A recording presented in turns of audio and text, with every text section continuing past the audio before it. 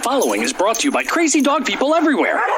And on the 9th day, God looked down on his wide-eyed children and said they need a companion. Somebody willing to wake up, give kisses, pee on a tree, sleep all day, wake up again, give more kisses, then stay up until midnight basking in the glow of a television set.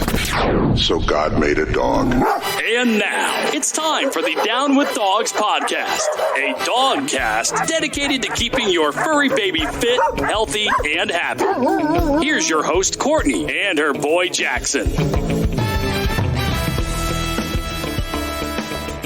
Welcome to the Down with Dogs podcast. I'm your host, Courtney, fur mommy of Jackson, a 5-year-old Australian Labradoodle, and I'm sorry to my fiance, but the love of my life. I'm not a veterinarian. I'm just obsessed with the health and wellness of my fur baby and your fur baby. So if you have any questions regarding health and wellness, as always, consult your veterinarian. Today's topic, I want to talk about all natural alternatives to flea, tick, and mosquito prevention. A lot of people are always asking, what do you use? If you're online at all, and any of these dog pages are all talking about who uses what. Well, Jackson was on NexGard for a couple of years, and I always noticed that when I gave him the NexGard pill for flea and tick, he seemed strange, just strange behavior, depressed. Within hours, he'd be chewing his paws off. And so, of course, being Google obsessed like I am, I Googled NexGard. Sure enough, seizures, tremors, lost coordination. There's some super horror stories on NexGard, as well as the Seresto collar. Seizures. A lot of the dogs that wear the Seresto collar end up having like these giant welts around their necks. You may see some strange behavior after applying Frontline. So I thought, you know what? I need to try something a little more all natural. Even on NexGard, I would find ticks on my dog. They were dead because they would take one bite and then get a taste of the poison that was coming through his skin and they die. But I found tons. One day I pulled off probably 13 ticks on my dog after going for a walk. They were all dead because he was on NexGard, but I thought this can't be good. So I looked into some all-natural alternatives, and for the last 3 years, he's been on a couple of all-natural alternatives that have worked amazing. In the last 3 years, I found 2 ticks on my dog. That's it. We walk twice a day. We go into the woods. We go hiking. We go camping. So I really want to share with you a couple of all-natural alternatives. If you're leaning that way and it's something you want to try, these are my picks. The first is the Alzoo collar, A-L-Z-O-O collar. You can get it in small, medium, and large. I use the large for my dog. There's a Great Dane on the box, and my dog only weighs 50 pounds, but I find that the large really suits him. Put it on, and with scissors, you cut it down to size. The Alzoo flea and tick collar actually lasts up to 4 months. So you could get away with starting it in the spring and pretty much getting, towards the middle or end of summer with it. The Alzoo flea and tick collar repels fleas, ticks, and dust mites. And the ingredients in it, I love.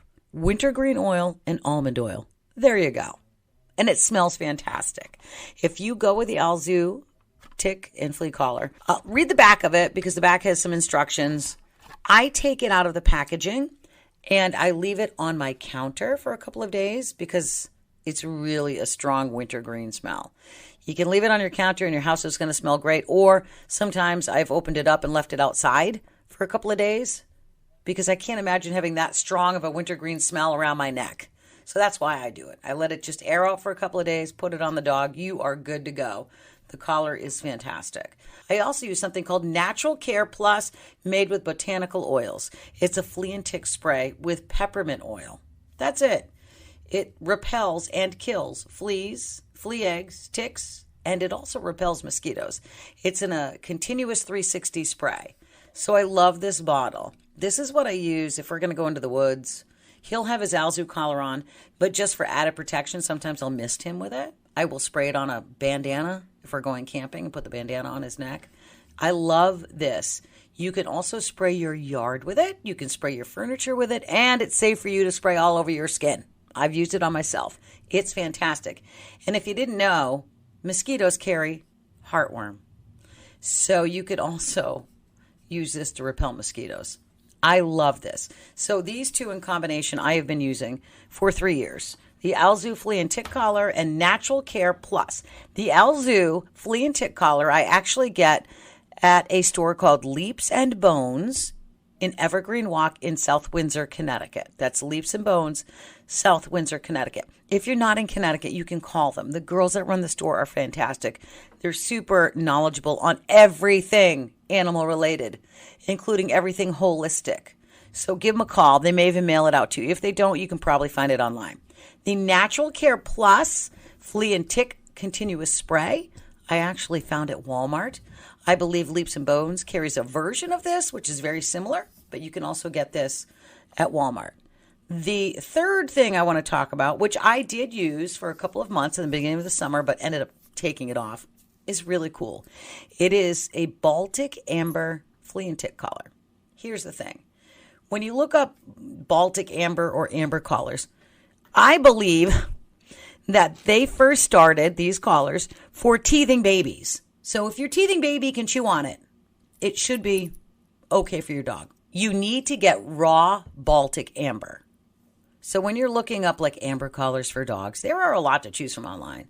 But from the research I've done, it needs to be raw Baltic Amber in order to really work well on your dog, repelling ticks and fleas.